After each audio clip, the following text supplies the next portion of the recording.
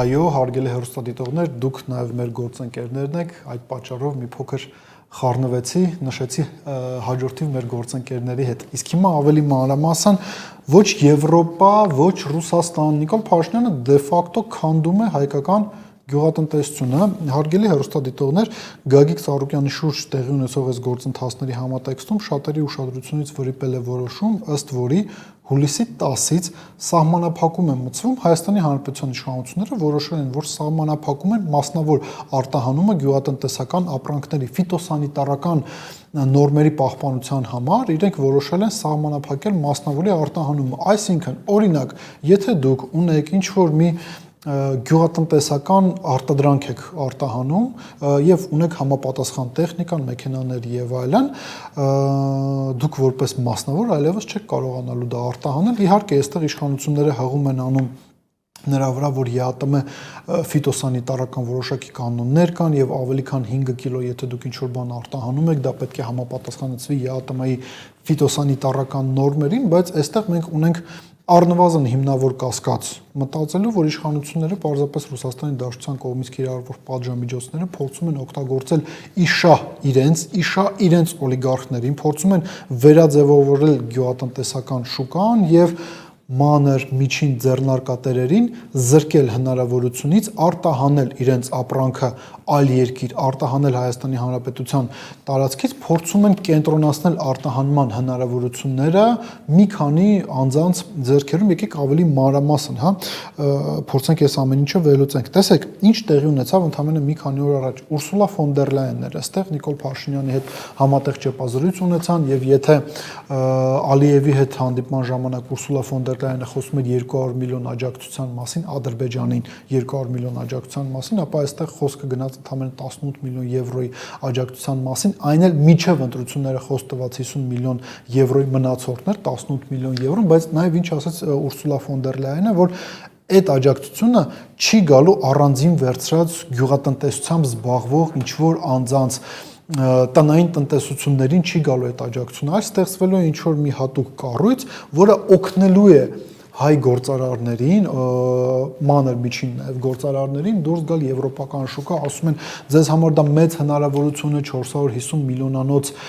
շուկա եք դուք դուրս գալու, բայց իրականությունը կայանում է հետևյալում, Եվրամիության այդ աջակցությունը 18 միլիոն եվրոն գալու է այստեղ ստեղծվելու է ինչ-որ մի հատ բյուրոկրատական կառույց, որը օգնելու է գյուղացիներին արտահանել իրենց ապրանքը Եվրամիություն, իսկ իրականում հաստատելու է համապատասխան կանոններ, որոնց համապատասխանելու միայն Պարագայում դուք հնարավորություն եք ունենալու ձեր ապրանքը արտահանել Եվրամիություն, այստեղ նաև տրամաբանական հարց է առաջանում, խոշոր գործարարը ավելի հեշտ է հարմարվելու այն ֆիտոսանիտարական նորմերին, որը հաստատելու է այդ կառույցի կողմից, որը Եվրամիությունը այստեղ Հայաստանում ստեղծելու է, թե առանձին վերցած մանր, փոքր, միջին ձեռնարկատերերը, որոնք զբաղվում են գյուղատնտեսությամբ, ես կարծում եմ, որ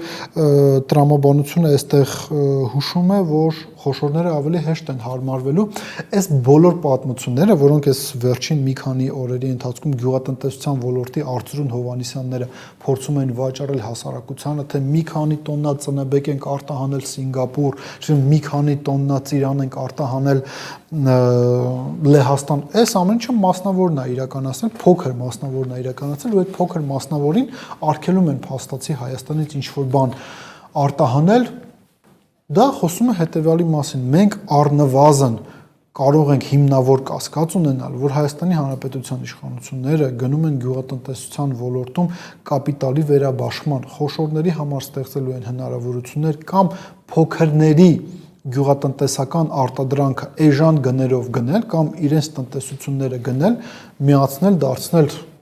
մեկ ամբողջ այսպես ձևակերպենք, մեկ օլիգարխի տնտեսություն ձևավորել գյուղատնտեսության ոլորտում եւ այդ մեկ օլիգարխի տնտեսությունը արդեն աշխատելու է եվրոպական համապատասխան բյուրոկրատական կառույցների հետ, այսինքն արդյունքում մենք ստանում ենք իրավիճակ, ռուսական շուկայից զրկվել ենք, ԵԱՏՄ շուկայից զրկվել ենք, եվրոպական շուկա մտնելու համար դեռ շատ ճանապարհ ունենք անցնելու, այդ ճանապարհին էլ փորձելու են անել ամեն ինչ, որպեսզի մանր եւ միջին ձեռնարկատերերը պարզապես ոչինչ անան, լինեն մի քանի խոշոր օլիգարխներ, կրկնում են այն ինչ անում են նախորդ իշխանությունները, մեկ օլիգարխի տնտեսություն են ձևավորում գյուղատնտեսական ոլորտում ու Գալով վերջին ինչու ասացինք Թուրքիան այս ամեն ինչի շահառուն է լինելու։ Տեսեք, եթե գյուղացին ստիպված է լինելու շատ էժան գներով իր ապրանքները վաճառել խոշորներին, կամ մեծ հավանականություն, որ այդ նույն մարդը, որ տարիներ շարունակ զբաղվել է գյուղատնտեսությամբ, վատթարանալու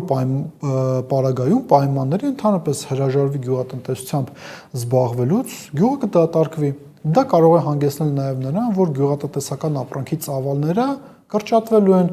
Մենք այդ ամեն ինչը պետք է ինչ-որ տեղից կոմպենսացնենք, իսկ որն է այդ ինչ-որ տեղը,